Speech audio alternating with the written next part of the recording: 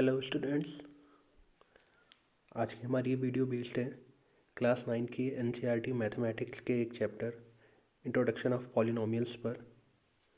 इससे पहले हमने स्क्वायर और स्क्वायर रूट पर एक वीडियो बनाई है जिसको आप डिस्क्रिप्शन बॉक्स में जाके देख सकते हैं, वहाँ उसका लिंक दिया हुआ है। और आज की हमारी ये वीडियो पॉलिनोमियल्स इस पे बेस्ड है। तो चलिए हम अपनी वीडियो को शुरू करते हैं।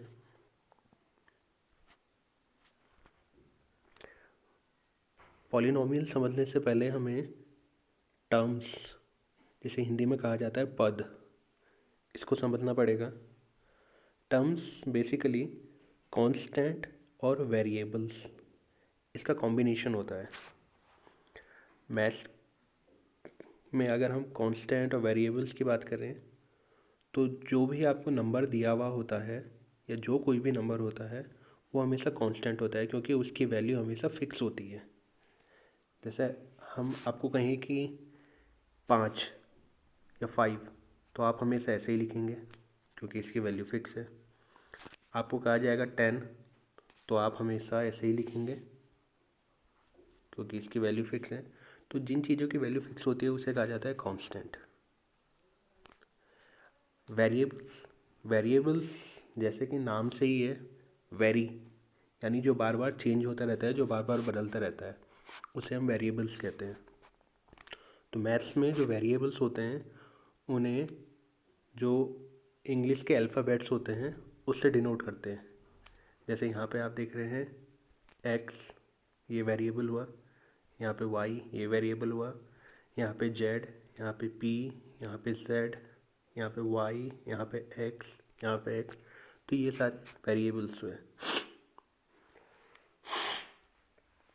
अब आप वेरिएबल्स को ऐसे समझ सकते हैं कि जैसे हमारे पास ये एक मैथमेटिक्स की इक्वेशन है, 2 + x = 5, ये पहली इक्वेशन है। इसमें 2 कांस्टेंट है और x वेरिएबल है और इन दोनों को ऐड करके आता है 5।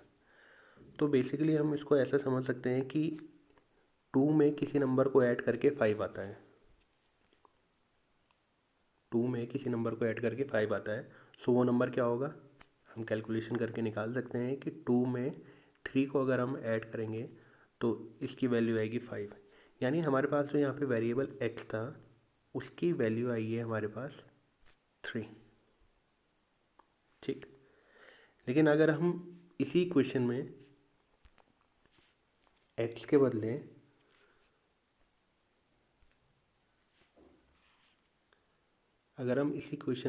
बदले y को ले लेते हैं, सो हमारी ये इस इक्वेशन में अब कांस्टेंट तो 2 ही था लेकिन वेरिएबल हो गया 5। सो अगर हम अब देखते हैं तो 2 में किसी नंबर को जोड़ के 5 आता है, सो वो नंबर अगेन आएगा 3। तो देखिए हमने खाली वेरिएबल्स जो हैं ये बदल गए हैं। शुरुआत में x था, यहाँ पे y था, लेकिन वैल्यू उनकी तभी भी कितनी है, 3 है। सो ये हो गया हमारे कांस्टेंट और वेरिएबल। अब टर्म्स जो होते हैं वो कितने टाइप के होते हैं। मोनोनोमियल, यानी जहाँ पे केवल एक टर्म्स होगा उसे हम मोनोनोमियल कहेंगे। जैसे ये हो गया 7z। कोई और भी बना सकते हैं, आप बना सकते हैं 4x या 17z। तो इन सब में एक ही टर्म है, इसलिए इसको कहते हैं मोनोनोमियल। अगला है हमारा बाइनोमियल। बाई मतलब 2, यानी जहाँ 2 टर्म्स होंगे उसे बाइनोमियल कहेंगे। हमने एग्जांपल आगे दिया है, जैसे 8x + p, इसमें 2 टर्म्स हैं। देखिए इसमें एक है यहाँ पे जो हमारा साइन है वो एक है प्लस का, तो प्लस के पहले एक टर्म है और प्लस के बाद एक टर्म है, तो इस वजह से यहाँ पे 2 टर्म है, तो इसे कहते हैं बाइनोमियल। अगला एग्जांपल आप देख सकते हैं 18z + 7। एक टर्म ये है 18z, दूसरी टर्म है 7, तो ये होगी बाइनोमियल। अगला होता है ट्राइनोमियल। ट्राइनोमियल यानी जिसमें 3 टर्म्स हो। जैसे ये पहली टर्म्स होगी 9z², दूसरी टर्म होगी 7z और तीसरी टर्म होगी 4। ऐसे करके आप और भी बना सकते हैं। और लास्ट होता है पॉलिनोमियल। पॉलिनोमियल मतलब जिसमें मोर देन 3 टर्म्स हो, उसको हम कहते हैं पॉलिनोमियल। और यहाँ पे हमने इसका एग्जांपल दिया है 7x² + 9y + 8x + 5। सो ये इसमें 4 टर्म्स हैं, तो ये पॉलिनोमियल हो गया। अच्छा, पॉलिनोमियल समझने के बाद हम आते हैं डिग्री पे, कि डिग्री क्या होती है। डिग्री होती है कि किसी पॉलिनोमियल में जो वेरिएबल्स होते हैं उसमें जो सबसे हाईएस्ट पावर होती है उसे हम डिग्री कहते हैं। जैसे हमने यहाँ पे कुछ ये एग्जांपल लिए हैं। पहला एग्जांपल है 7x + 5, ठीक है। अगर हम टर्म्स की बात करें तो इसमें 2 टर्म्स हैं, यानी ये बाइनोमियल है, अभी हमने ऊपर देखा, ठीक है। लेकिन अगर हम डिग्री की बात करते हैं तो इसमें वेरिएबल है x, ये वो एक ही जगह है, यहाँ पे है, आगे नहीं है। और इस x की जो पावर है वो है 1। सो इस पॉलिनोमियल की जो डिग्री होगी वो होगी डिग्री इक्वल्स टू 1। और ऐसे पॉलिनोमियल को हम कहते हैं लीनियर डिग्री का पॉलिनोमियल। सेकंड एग्जांपल है 8x² + 4x + 19। अगर हम नंबर ऑफ टर्म्स की बात करें तो इसमें 3 टर्म्स हैं, 1 2 3। सो हो गया ट्राइनोमियल, अभी हमने ऊपर देखा था। लेकिन अगर हम डिग्री की बात करते हैं तो हमारे पास जो इसमें वेरिएबल है वो है x, लेकिन वो 2 जगह है, सिर्फ एक यहाँ और एक यहाँ।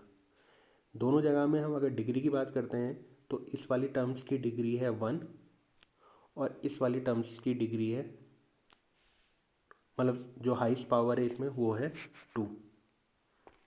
सो हमारी जो इस पॉलिनोमियल की डिग्री होगी वो डिग्री होगी 2, क्योंकि जो वेरिएबल x है उसकी सबसे बड़ी पावर है यहाँ पे 2, वो ये है। सो हमारी इस पॉलिनोमियल की डिग्री हो गई 2। अगला एग्जांपल है ax³ + bx² + cx + d।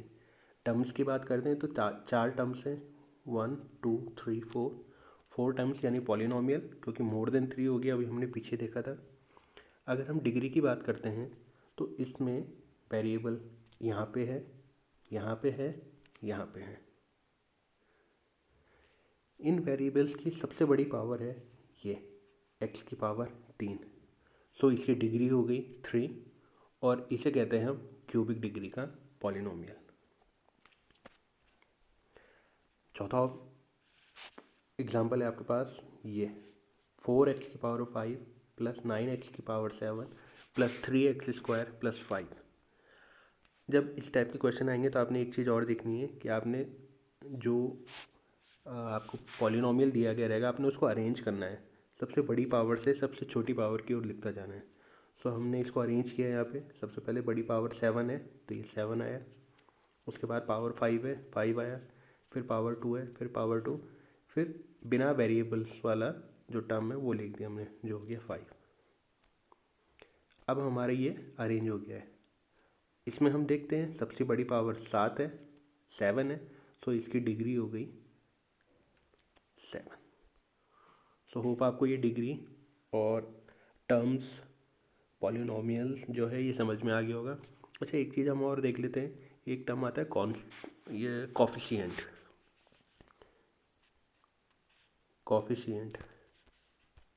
Coefficient क्या होता है? किसी टर्म्स में वेरिएबल के साथ लगा हुआ जो कांस्टेंट नंबर होता है उसे कॉफिशिएंट कहा जाता है। अगर मैं केवल इस टर्म की बात करूं तो x की पावर 7 के साथ 9 लगा है तो इसका कॉफिशिएंट हो गया 9। अगर इस टर्म की बात करूं तो x की पावर 2 के साथ 3 लगा है तो इसका कॉफिशिएंट हो गया 3। अच्छा, एक चीज़ और ध्यान देना है, अगर कहीं पे माइनस है तो उसका कॉफिशिएंट माइनस वो नंबर हो जाता है। ठीक है, हम अपने हैं हमारी एक्सरसाइज है कि हमारे पास which of the following expression, हमारे पास कुछ एक्सप्रेशन या पॉलिनोमियल्स दिए हैं और हमें ये देखना है कि इनमें से कौन 1 वेरिएबल में है या नहीं है, और इसके लिए हमें कारण भी बताना है, जो रीज़न है वो बताना है। ठीक है, हमारे पास पहला है 4x² - 3x + 7। हमने इसको अरेंजिंग ऑर्डर में लिख दिया।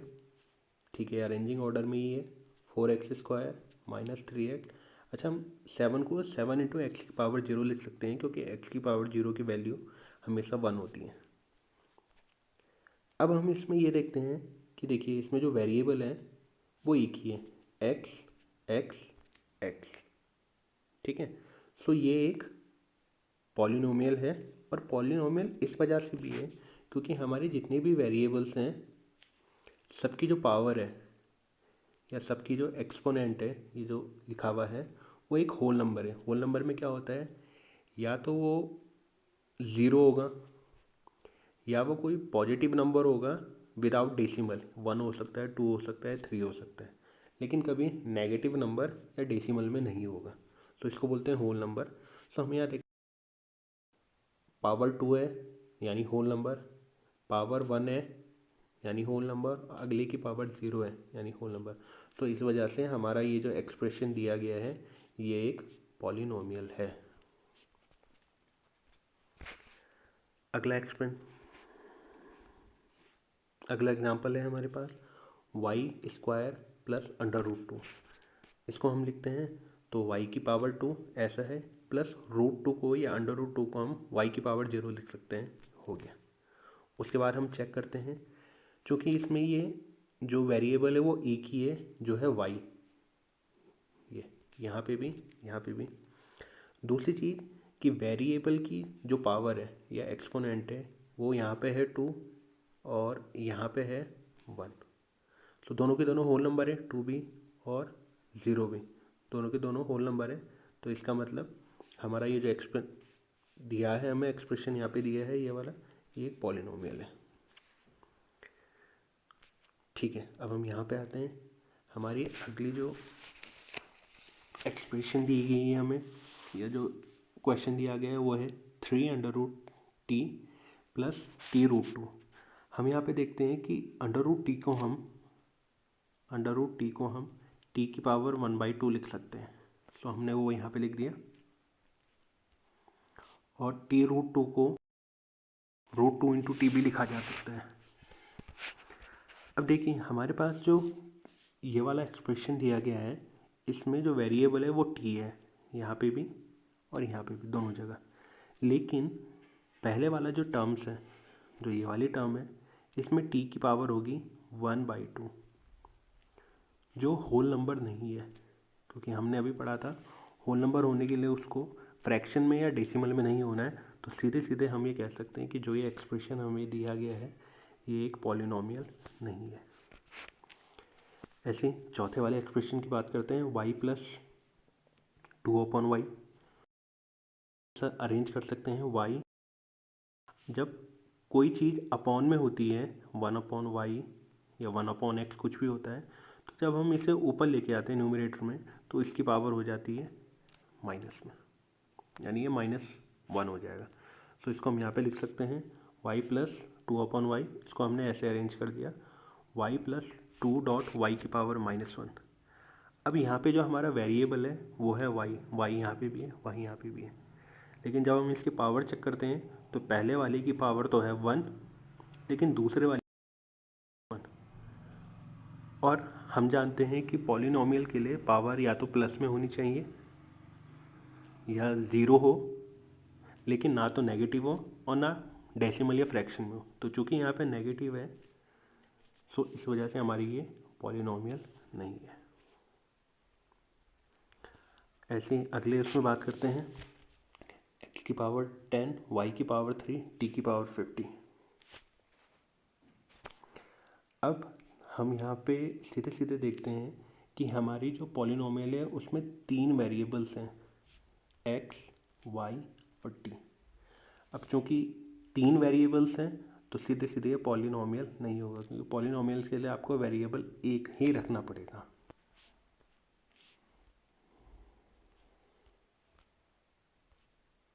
ठीक है, हमारा अगला क्वेश्चन है, right the coefficient of x²। पहला क्वेश्चन है 2 + x। अब हम यहाँ पे देखते हैं कि हमारी टर्म ये है x² वाली। सो ये x² है, इसके आगे कोई नंबर नहीं है तो सीधे सीधे हम 1 ले लेंगे, और आगे प्लस लगा हुआ है तो प्लस, सो इसका एक्स स्क्वायर का कोफिशिएंट हो गया +1, या आप सिंपली 1 भी लिख सकते हैं। अगला एग्जाम्पल है या अगला क्वेश्चन है हमारा 2 - एक्स स्क्वायर प्लस एक्स की पावर 3। ठीक है, हमारा जो एक्स स्क्वायर वाला टर्म है वो यहाँ पे है, एक्स स्क्वायर ये है, इसके आगे कोई नंबर नहीं है यानी 1 ले लिया, और उसके आगे साइन माइनस का है, तो एक्स स्क्वायर का कोफिशिएंट सीधे सीधे हो गया -1। अगला क्वेश्चन है π/2, इसको कहा जाता है π/2 एक्स स्क्वायर प्लस एक्स। सो एक्स स्क्वायर वाला टर्म ये है, यहाँ आ जाते हैं हम, एक्स स्क्वायर ये हो गया, इसके आगे जो नंबर है वो है π/2 और साइन है हमारा प्लस, तो एक्स स्क्वायर को सीधे हो गया π²/2। सो ये आपका आंसर हो गया π/2। अगले क्वेश्चन में आते हैं। अगला क्वेश्चन है यहाँ पे √2x - 1। अब हम यहाँ पे देखते हैं कि हमें क्वेश्चन में पूछा गया है एक्स स्क्वायर का कोफिशिएंट निकालना। चूँकि यहाँ पे एक्स स्क्वायर की कोई टर्म ही नहीं है तो एक्स स्क्वायर का कोफिशिएंट सीधे सीधे हो जाएगा 0।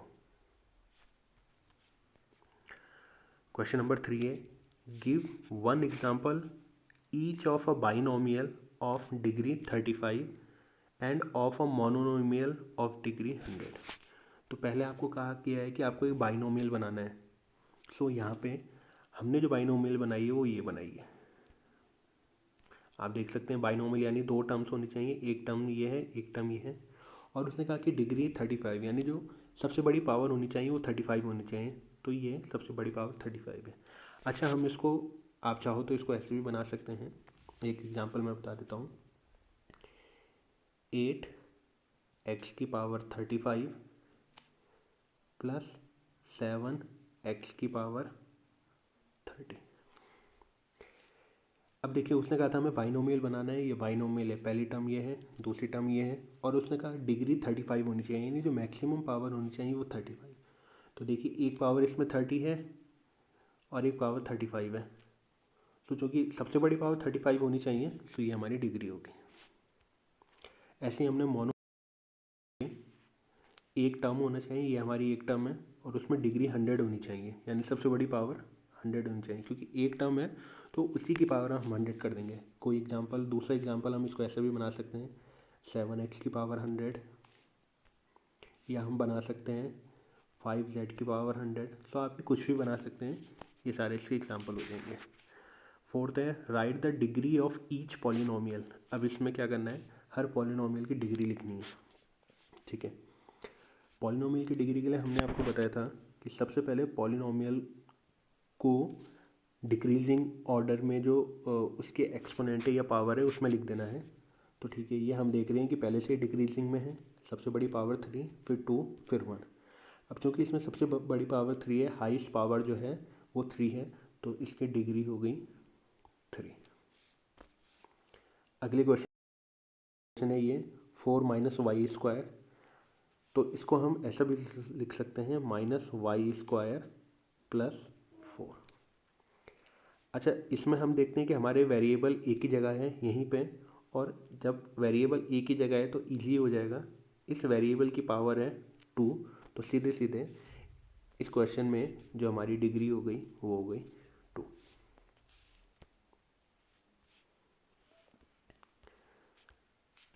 अगला क्वेश्चन है आपके पास 5t - √7।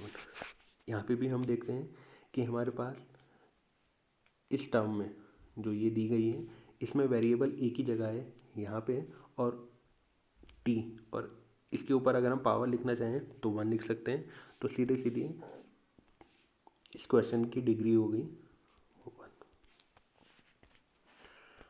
हमारा अगला है 3। अब देखिए 3 क्या है, सीधे सीधे कांस्टेंट है, इसके साथ कोई वेरिएबल नहीं है, ना x ना y ना z कुछ भी। अब क्योंकि इसमें जब वेरिएबल ही नहीं है तो हमारी डिग्री इसमें सीधे सीधे हो जाएगी 0,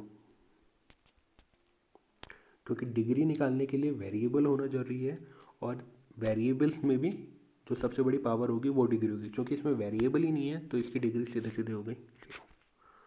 क्वेश्चन नंबर 5 आते हैं हम। Classify the following as linear, quadratic और क्यूबिक। देखिए हमने पहले बताया था लीनियर उसको कहा जाता है जिसमें डिग्री होती है 1, क्वाड्रेटिक उसको कहा जाता है जिसमें डिग्री होती है 2, और क्यूबिक उसको कहा जाता है जिसमें डिग्री होती है 3। सो हमारा पहला क्वेश्चन है यहाँ पे एक्स स्क्वायर प्लस एक्स। सीधे सीधे हम देखते हैं कि हमारे पास दो, यहाँ पे जो टर्म्स हैं वो 2 हैं, और उसमें एक में सबसे बड़ी पावर वेरिएबल की 2 है, एक में 1 है। तो क्योंकि सबसे बड़ी पावर 2 है तो सीधे सीधे हमारा ये जो पॉलिनोमियल हो गया ये हो गया क्वाड्रेटिक। अगला question x minus x cube. इसको हम आप लिखना चाहें तो अरेंज कर सकते हैं, x cube minus x cube plus x. अब हम देखते हैं कि सबसे बड़ी पावर है यहाँ पे 3, सो डिग्री 3 होगी, यानी ये हो गया हमारा क्यूबिक। तो ये हो गया हमारा क्यूबिक पॉलिनोमियल। ऐसे ही अगले वाले की बात करते हैं। ये इसमें वेरिएबल एक यहाँ पे एक यहाँ पे, आप चाहो तो इसे अरेंज करके लिख सकते हो, y square plus y plus 4। ठीक है। अब सबसे बड़ी पावर हमने देखी 2 है, तो सबसे बड़ी पावर 2 है, यानी ये हो गया हमारा क्वाड्रेटिक पॉलिनोमियल। अगले उसकी बात करते हैं 1 प्लस एक्स। तो 1 प्लस एक्स सीधे सीधे हमारे पास एक ही वेरिएबल है एक्स, इसकी पावर 1 है, सो ये हो गया आपका लीनियर पॉलिनोमियल। अगला देखते हैं हम 3t। यहाँ पे एक ही वेरिएबल है, इसकी पावर कुछ नहीं है, यानी 1 ले लेते हैं, तो सीधे सीधे ये हो गया लीनियर पॉलिनोमियल। हम बात करते हैं आर स्क्वायर की। एक ही टर्म में एक ही वेरिएबल है आर, उसकी पावर 2 है, यानी ये हो गया क्वाड्रेटिक पॉलिनोमियल। और अगला एग्जांपल है हमारे पास 7x क्यूब। सो एक ही टर्म है और इसमें वेरिएबल है x और इसकी पावर है 3, तो ये हो गया क्यूबिक पॉलिनोमियल। थैंक यू दोस्तों।